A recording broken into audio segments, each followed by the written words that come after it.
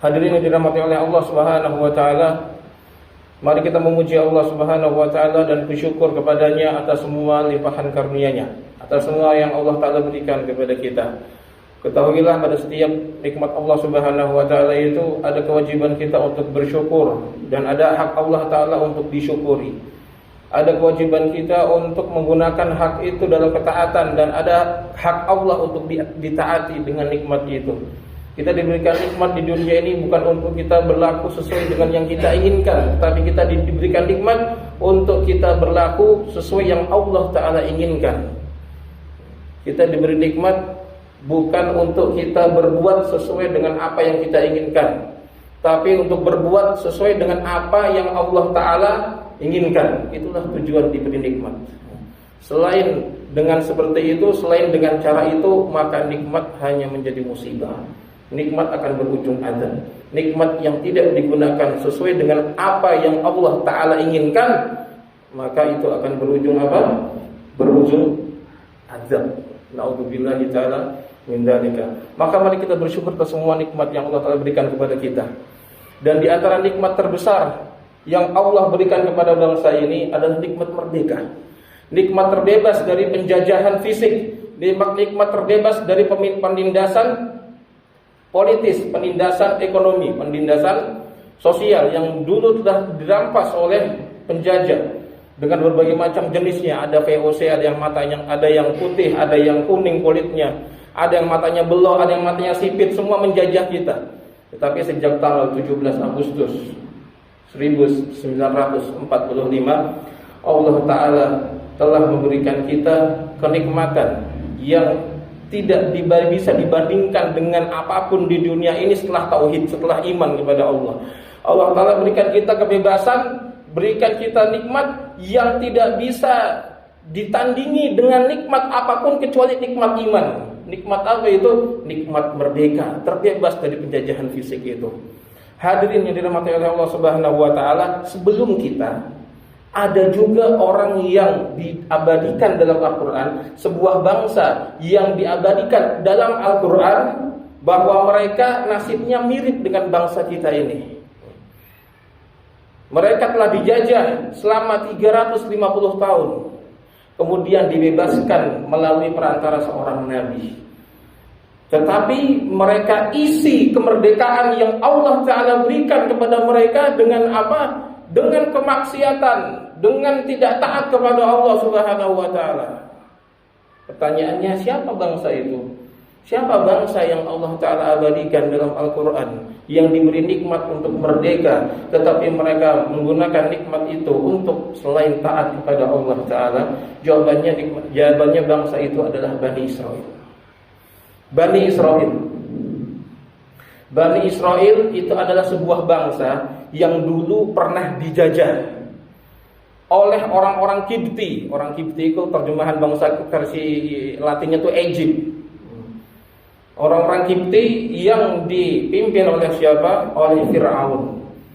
Dengan sejarah yang panjang. Jadi di para ahli tafsir, para ahli sejarah itu kira-kira penjajahan itu berlangsung selama 7 turunan, 7 generasi, 350 tahunan. Dan itu mereka dijajah dengan sangat-sangat brutal.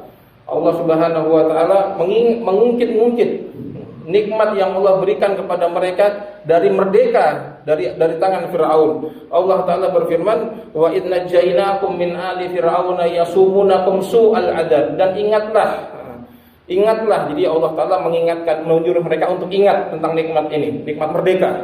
Disuruh ingat-ingat oleh mereka. Maka Allah Ta'ala mengatakan, wa idna jainakum min ali fir'auna yasumunakum su'al adab. Dan ingatlah, wahai orang-orang Bani Israel, ketika Allah Azza wa Jalla menyelamatkan kalian dari Fir'aun, yang mana Fir'aun itu telah mengazab kalian, telah menyakiti kalian dengan siksaan yang tidak pernah terbayangkan, dengan siksaan yang paling keji. Yudzabbihuna abna'akum, Fir'aun menyembelih anak-anak kalian, wa yastahyuna nisa'akum, dan membiarkan orang-orang perempuan dari kalian itu menjadi janda, menjadi orang-orang yang kehilangan anaknya. wa fi dzalikum bala'um mir rabbikum 'adzim. Dan ingat, dan sesungguhnya pada yang seperti itu ada sangat ujian yang sangat dari Tuhan kalian. Maka Allah Azza wa Jalla menyuruh mereka untuk mengingat-ingat nikmat ini, nikmat merdeka. Dan ayat setelahnya Allah Ta'ala mengingatkan kembali bagaimana nikmat itu diperoleh. Wa id faraqna bikumul bahra fa anjaynakum wa aghraqna ala fir'auna wa antum tanzurun. Dan ingatlah ketika Allah Subhanahu wa Ta'ala membelah lautan untuk kalian. Bukan untuk siapa-siapa, untuk kalian wahai Bani Israil. Dibelah lautan untuk kalian, dan ini tidak pernah terjadi di umat sebelum mereka dan di umat setelah mereka. Tidak ada ceritanya laut dibelah. Cuma untuk mereka semua. Wa id faraqna bikul bahra fa anjaynakum. Kami selamatkan kalian wa aghraqna ala fir'auna. Kami hancurkan Firaun, tenggelamkan Firaun wa antum tanzurun. Dan kalian lihat orang-orang Firaun dan pasukannya itu mereka tenggelam dengan mata kalian langsung. Kalian melihatnya. Kalian melihat bagaimana mereka tersiksa di saat tenggelam. Ini adalah sebuah nikmat di mana Allah Subhanahu wa Ta'ala menjadikan mereka terbebas dari penjajahan Firaun. Makanya para Bani Israel itu menjadikan tanggal 10 Asyura itu sebagai hari di mana mereka mengingat nikmat kemerdekaan ini. Dalam sebuah hadis yang sahih, Nabi SAW itu qadimal Madinah, datang ke Madinah, fara'a al-yahuda tasumu yauma Asyura. Orang-orang Yahudi itu ketika Nabi SAW datang ke Madinah, mereka itu berpuasa Asyura 10 Muharram. Maka Nabi SAW bersabda, "Mahada, apa nih?" Qalu, maka orang-orang berkata, "Hada," maka orang-orang Yahudi berkata, "Hada yaumun saleh, ini adalah hari baik. Hada yaumun najjallahu Bani Israil min aduwihim fasamahu Musa."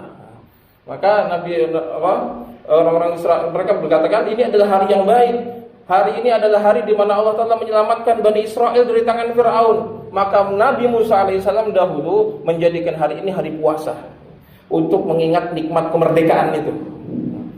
Maka Nabi SAW mengatakan, "Nahnu ahaqqu bi Musa minkum." Oh, kalau gitu kami lebih berhak untuk mengikuti Musa daripada kalian. Maka Nabi SAW berpuasa dan memerintahkan kaum muslimin untuk berpuasa di hari Asyura itu. Jadi nikmat kemerdekaan adalah nikmat yang sebenarnya bukan nikmat baru. Sebelum kita sudah ada yang memperoleh nikmat tersebut.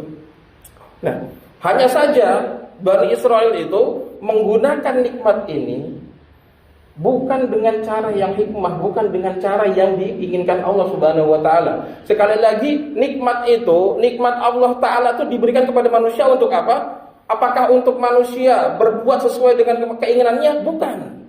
Kita tuh diberi nikmat bukan supaya kita bisa berbuat sesuai dengan kemauan kita, tapi kita tuh diberi nikmat supaya kita berbuat sesuai dengan kemauan siapa? Allah Azza wa Jalla.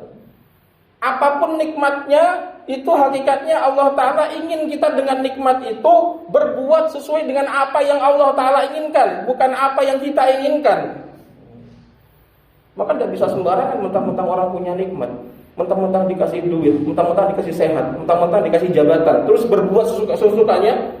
Mentang-mentang dikasih duit sama Allah, dikasih nikmat, dikasih jabatan, dikasih sehat, berbuat sesukanya, maka tunggulah azab Allah Azza wa Jalla. Karena kita tuh dikasih nikmat bukan untuk berbuat sesuka hati, sesukanya kita, tapi berbuat sesuai dengan apa yang Allah Ta'ala inginkan. Maka nikmat merdeka ini itu harus diisi sesuai dengan apa yang Allah Ta'ala inginkan. Karena bangsa ini dimerdekakan dengan rahmat Allah Ta'ala, sesuai dengan pembukaan Undang-Undang Dasar 45, atas berkat rahmat Allah yang Maha Kuasa. Maka bangsa ini bisa merdeka. Bukan dengan kekuatan senjata kita, bukan dengan perjuangan para pejuang kita. Itu hanya wasilah, itu hanya perantara. Tapi bukan itu yang menjadi sebab merdeka. Sebab merdekanya adalah rahmat Allah. Allah Ta'ala lihat perjuangan para bangsa Indonesia, para pendahulu kita, sehingga Allah Ta'ala rahmati mereka, sehingga Allah Ta'ala berikan mereka kemerdekaan. Berapa banyak bangsa yang melakukan perjuangan tapi nggak merdeka? Bangsa Indonesia ini memperoleh kemerdekaan bukan dengan jalan hadiah, tetapi dengan jalan pertumpahan darah. Ini bangsa satu-satunya di dunia yang memperoleh kemerdekaan melalui pertumpahan darah. Beda dengan bangsa yang lain, Malaysia, Brunei, Singapura, India, Pakistan, Mesir, Suriah, Lebanon, Yordan, dan semuanya mereka memperoleh kemerdekaan melalui hadiah dari penjajah. Penjajah udah bosan jajah mereka, terus dikasih hadiah. Apa hadiahnya? Kemerdekaan. Tapi bangsa ini adalah bangsa yang besar. Bangsa ini bangsa yang agung. Kemerdekaan diperoleh bukan dengan hadiah, tapi dengan jalur pertumpahan darah. Maka kemerdekaan kita ini diperoleh dengan apa? Dengan rahmat Allah Ta'ala yang Maha Kuasa. Maka karena kemerdekaan ini diperoleh dengan rahmat Allah, maka yang harus dilakukan adalah apa? Mengisinya dengan ketaatan. Jangan sampai kita seperti Bani Israel. Bani Israel itu dimerdekakan, tapi mereka isi dengan kemaksiatan. Mereka isi dengan kesyirikan. Bani Israel mengisi kemerdekaan mereka dengan kesyirikan. Kapan mereka berbuat syirik? Jawabannya beberapa jam setelah mereka diselamatkan dari kaum Firaun. Wa idh wa'adna Musa 40 lailatan tsumma takhadtumul ijla min ba'dihi wa antum zalimun. Kami janjikan kepada Musa 40 hari untuk bertemu. Ditinggal 40 hari oleh Nabi Musa, kemudian mereka langsung nyembah sapi. Jadi 40 hari ditinggal Nabi Musa, mereka menyembah sapi. Kemerdekaan itu mereka isi dengan apa? Dengan kesyirikan. Wajawaz Nabi Bani Israel bahar bi Bani Israel al-bahra fa atau ala qaumin yaqufuna ala asnamin lahum qalu ya Musa ij'al lana ilahan kama lahum aliha qala innakum qaumun tajhalun. Beberapa jam setelah mereka itu selamat dari kaum Firaun, mereka mendatangi sebuah desa dan melihat orang penduduk desa ini itu menyembah Tuhan, menyembah berhala. Apa kata Bani Israel kepada Nabi Musa? Ya Musa ij'al lana ilahan kama lahum aliha. Musa, itu mereka kok punya berhala bagus sekali. Tolong bikinkan kami berhala Tuhan yang bisa disembah seperti mereka itu. Ini sebuah kekurang ajaran yang sangat-sangat luar biasa. Mengisi kemerdekaan mereka dengan apa? Dengan kesyirikan. Yang disembah bukan Allah, yang disembah pohon, batu, sungai, Nyi Roro Kidul. Ini mengisi kemerdekaan dengan kesyirikan. Orang seperti ini nasibnya sama dengan Bani Israel, nggak jauh beda. Itu yang pertama, mereka mengisi dengan kesyirikan. Dan mereka mengisi kemerdekaan mereka, Bani Israel, dengan apa? Dengan membangkang kepada Rasul. Nabi SAW berfirman, wa idh qultum ya Musa lan nu'mina laka hatta narallaha jahratan fa akhadhathumus sa'iqatu wa antum tanzurun. Dan ingatlah ketika kalian berkata kepada Musa, ya Musa lan nu'mina laka, kami enggak akan beriman kepada engkau hatta narallaha jahratan, sampai kami bisa melihat Allah secara langsung. Membangkang kepada Nabi Musa. Membangkang kepada aturannya Allah SWT yang diturunkan melalui Nabi Musa. Maka apa yang terjadi? Yang terjadi adalah azab bagi mereka. Dan mereka mengisi kemerdekaan dengan sihir. Mereka isi kemerdekaan mereka dengan sihir. Wattaba'u ma tatlu syayatinu ala mulki Sulaiman. Mereka mengikuti apa-apa yang dibaca oleh para syaitan itu ketika di zamannya Nabi Sulaiman, yaitu sihir-sihir. Wa ma kafara Sulaiman, dan Sulaiman tidaklah kafir, tapi mereka walakinna syayatina kafaru yu'allimuna an-nasa sihra. Tapi yang kafir itu adalah syaitan-syaitan yang mengajarkan manusia sihir, dan sihir ini dipelajari oleh Bani Israel. Dan Bani Israel juga memakan harta dengan cara yang haram. Makan harta dari cara riba, dari cara berjudi, dari cara zina, dari cara korupsi. Ini yang dilakukan oleh Bani Israel. Dan Allah Azza wa Jalla berfirman, wa tara katsiran minhum yusari'una fil itsmi wal 'udwani wa aklihimus suht labisa ma kanu ya'malun. Dan kalian lihat orang-orang Bani Israel itu adalah orang yang paling cepat untuk makan, untuk berbuat dosa, dan paling cepat untuk bermusuhan, dan paling cepat untuk makan harta yang haram. Nabi sama kanu ya'malun, alangkah buruknya apa yang mereka lakukan ini. Nauzubillahi ta'ala min dzalika. Maka orang seperti ini, apa hasilnya? Bani Israel diberi kemerdekaan, kemudian diisi dengan kemaksiatan. Hasilnya apa? Hasilnya adalah lu'inal ladzina kafaru min bani Israil ala lisani Dawud wa Isa bin Maryam.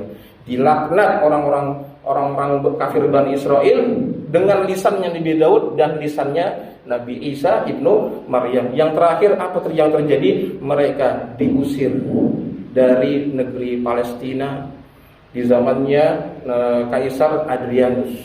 Diusir dari Palestina sehingga yang tadinya mereka punya tanah yang dijanjikan setelah merdeka di masa Nabi Musa, dijanjikan tanah Palestina. Kemudian di zamannya Nabi Isa, setelah 100 tahun setelah Nabi Isa, mereka diusir dari negeri tersebut.